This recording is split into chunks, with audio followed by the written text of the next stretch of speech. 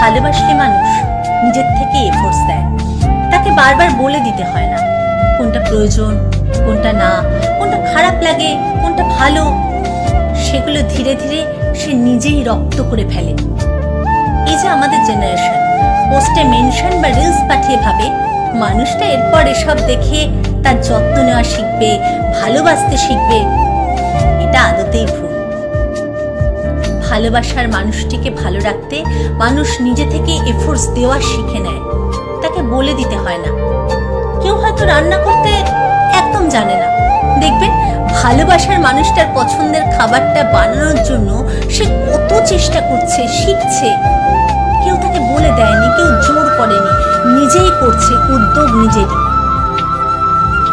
আবার জ্বরে কেউ মাথায় হাত বুলিয়ে দিচ্ছে, বারবার রাত্রে ঘুম থেকে উঠে থার্মোমিটার দিচ্ছে, অথবা ওই তেল মশলাবিহীন রংচটে ফ্যাকাশে খাবার সেও তার পার্টনারের সাথে মন খুলে খাচ্ছে, যাতে ওই মানুষটির মনে না হয় সে অসুস্থ, সে যাতে মনে কষ্ট না পায়।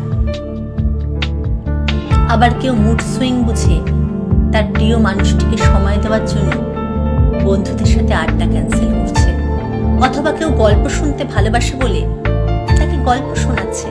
আবার কেউ রুটিন পরিবর্তন করছে, কেউ বা অভ্যাসে তাকে মিশিয়ে নিচ্ছে।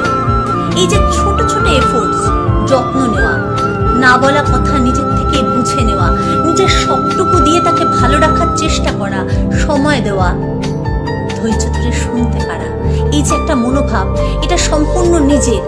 এটা কখনো আপনি বলে, কান্নাকাটি করে, চেয়ে, ভিক্ষে করে, জোর খাটিয়ে আদায় করতে পারবেন না। যার কথা বলার থাকবে সে নিজের থেকে আসবে, যার আপনার সাথে ঘোরার থাকবে সে আপনার সাথেই ঘুরবে, সে নিজে থেকে ডাকবে আপনাকে। এগুলো নিজের থেকে আসে, ভেতর থেকে। ভালোবাসলে স্বাভাবিকভাবে আসে, নইলে রিলস পাঠিয়ে, বুঝিয়ে, দেখিয়ে, শুনিয়ে, মেনশন করে এসব হয় না। প্লিজ একটু কথা বলো না, একটু ঘুরতে চলো না, একটু সময় দাও না। এসব আপনি অভিযোগ করতে করতে ক্লান্ত হয়ে গেলেও কেউ নিজের থেকে আপনার জন্য না করলে এগুলো আপনি পাবেন না। এটাকে লাক বলে, ভাগ্য বলে। ওই যে বলে না, পৃথিবীর সব বৈভব টাকা দিয়ে কেনা গেলেও ভালোবাসা যায় না। এই জিনিসটাই টাকা দিয়ে ঠিক কিনতে পারবেন না। এটা অত সস্তা না, এটার জন্য ভাগ্য লাগে।